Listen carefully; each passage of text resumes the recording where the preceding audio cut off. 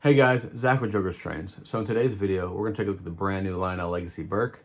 But before we do that, I have included a link in the description below to my Discord, my Instagram, and my TikTok, I think. Yeah, I'll probably include that.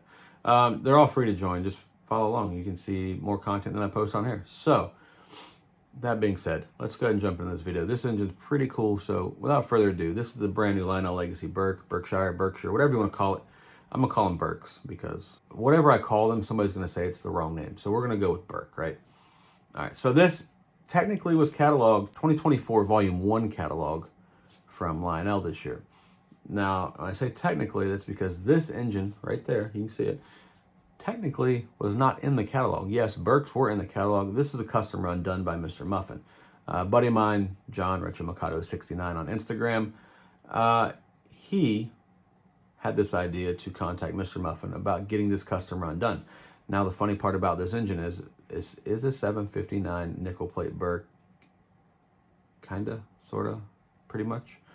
The funny part is this engine doesn't mean a lot to me, other than when as a little kid growing up, my grandfather had a picture of the 759 nickel plate Burke on his wall that a friend of his took in 1970.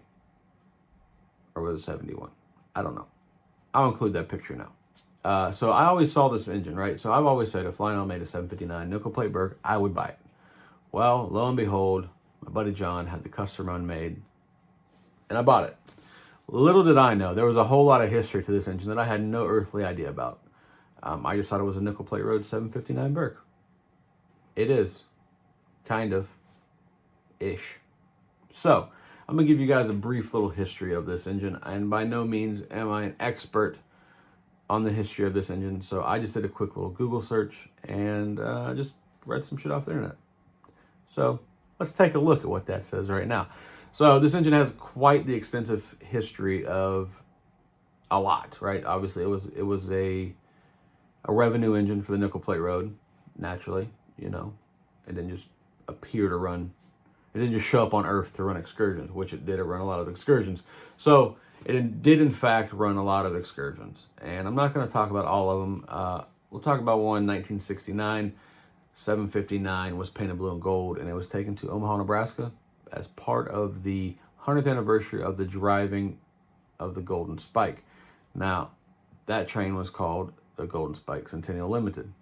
I know, super clever. When it came back from that event, it was returned back to its normal nickel plate road. They took all the blue and gold off and just made it a nickel plate steam engine, which probably looked better. So it did pull quite a few more excursions before it got to this paint scheme that we see here. It was in Pennsylvania in Steamtown. It went to New Jersey into Hoboken, and it also pulled an excursion for Western Maryland between Cumberland and Hagerstown. And I believe that was in 1970. We'll go with 1970. Now, what we have here is 759 painted up with the tender saying Norfolk and Western. Why is that, you ask? Well, trust me, I didn't know either. And I didn't even know it was going to say Norfolk and Western until I saw the render that John had submitted, or that Lionel created from the custom run idea that John submitted to Muffin. So May 1st, 1971, Amtrak began operations as a railroad. 759 was picked by the N&W to pull the Pocahontas passenger train from Roanoke to Norfolk, Virginia. Now, naturally, since it was pulling an N&W train, it was only right that they made the tender say Norfolk and Western. So they pulled that passenger train for N&W, and that's exactly why we have it like this. And there's also a little touch to the remembrance of the Golden Spike train on this. We'll take a look at. So there's some other information. Apparently, they said it changed the bell to a Hancock long bell 3-chime whistle, which came from one of the streamlined N&W J classes. So that's a cool little touch right now. And we're going to take a look at this engine, and we're going to go through all the different sounds, the whistle sounds, and I don't know which one's right. I just know which one I play, right? So I ran some more excursions, and then it was pretty much parked in a roundhouse that belonged to the Delaware and Hudson. Now, this engine did go through some repairs to try to get it to return to operational status, but it failed the test, failed a hydrostatic test, and then they just made it a static display. Now this engine is part of the National Steamtown. This engine is part of the Steamtown Museum, so you can go see 759. It's in Steamtown. So I don't know if this engine will ever become operational again. I don't know if anybody's going to spend the money to do that. I mean, we do have the 765 Berk, so, and 1225 I think still run. So I mean, I don't know how many more Berks we're going to get restored, but as far as steam engines go, non-articulated, Berks are by far one of my favorite. Now, that was just a brief history of this engine. You can, I'm sure you can Google to your heart's content, and you can find all sorts of more history of this engine and what it did and why it did it and who did it.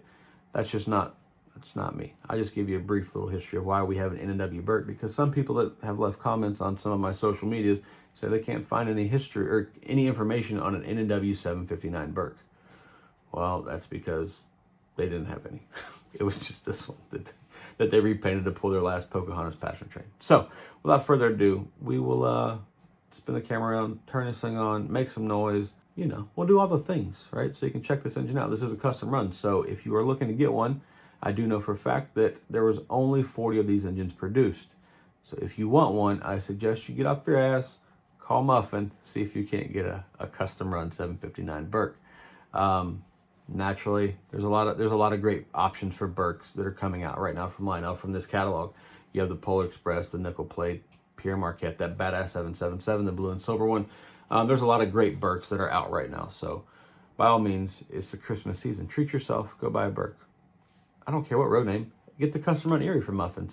That's a beautiful engine too. My buddy Mike got it. Anyways, if you're not subscribed to the channel, please take a minute to subscribe. Leave me a like. Leave me a comment. Let me know what you think of this video. And let's go. All right, guys. As you can see, we've got the front of the engine here. Now, this engine was, in the rendering, had no Mars light on it. So everybody assumed this engine was not going to come with a Mars light. Me, personally, I have the 765 Berk. And, you know, they have the option, you can swap the front ends out where you can put the Mars light on it. I think Berks look better without a Mars light. But the picture I have on the wall and everything else I can see, this engine always had a Mars light as it was painted up this way, right? So I was pretty cool with it not having a Mars light. A buddy of mine did cancel his order of this engine because he didn't think it was going to have a Mars light because the rendering didn't have the Mars light. And, well, it showed up with the Mars light. So, at any rate, that was a nice little surprise from Lionel. Now, we're going to go ahead and turn this on. We'll pull it up a little bit here, and I'll show you a cool little detail that I didn't know was going to be on here. But all right, so here you take a look at the side of the headlight where a number board would typically be, and Lionel was kind enough to put the golden spike on there. Now, I'm assuming this is how it looked when it went to the 100th anniversary of the golden spike. I don't have any pictures of that. But I did find that was a pretty cool touch. Now, my buddy John that had submitted this custom run, he told me this was on here before I even opened the box, so I don't know that I ever even would have saw it without John telling me. So John, I appreciate the information about the golden spike additional detail to this engine. So it also has the correct pilot on it for what the actual 759 had, which is different than the other some other pilots on other Berks. Overall, it's just a beautiful engine. All right, so I pull the engine up here. You kind of see here, it's got darkened side rods. I think it's a nice touch. Obviously, my 765 does not have darkened side rods. I think the darkened side rods really make this engine look a lot better. Now, I understand this is a passenger engine, and now naturally we're going to run this today, but I don't have the correct passenger cars. The cars are supposed to be N&W blue. I don't have those cars, so we're going to pull freight cars because that's what would you expect anything less from me? Anyways. The one thing that I really think that I may look at changing on this engine is I may paint the white walls black. I just feel like it would look better. But maybe I won't. I have a real hard time painting my engines. Now, as you will see here, you'll notice on the side of the engine, you'll see these little specks. This engine, it does smoke well.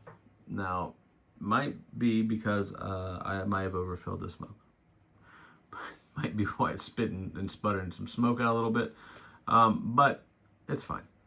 It's a steam engine, right? So, anyways, we'll go ahead and get this thing fired up. We'll do a complete extended startup so you can hear all the sounds, and then we'll hook up some cars. We'll run around the track a little bit and Let me know what you guys think of the 759 Norfolk and Western Berk. Also, obviously you see the New York Central St. Louis on the up top there, but then when you look at the numbers 759 and you look at the font on the tender, those are N&W fonts. That's even the 759. That's an N&W font for the numbers. So it's a nice little touch. I don't know if that's the correct font they had on the engine when they made painted this back in the day. But I feel like Lionel did a good job and put the correct numbers on there. And then naturally the tender it's just a nickel plate tender with N&W on it. So, anyways, fantastic model. Highly detailed, as you would expect from a high-end steam engine, whether it be Lionel or MTH. You know, it's got all the stuff on it. Whistle steam is included naturally. And so yeah, let's take a listen to this thing. Train 1 brakeman, we're showing 90 pounds on the rear of the train.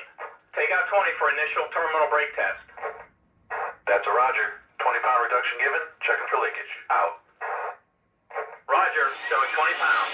Walking the train. Brakeman out. Alright, let's do a quick little run through of all the whistles.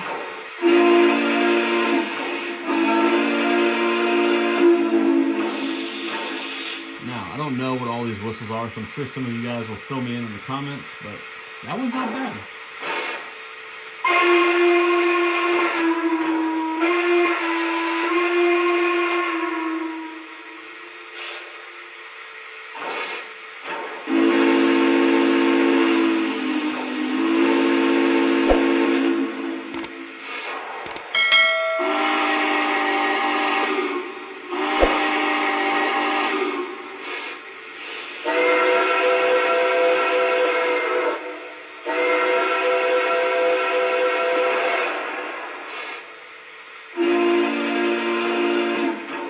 We're back around, done them all. Let me know which one is your favorite whistle. I think the fifth one is my favorite. So let me get back to it. I really think this is my favorite whistle.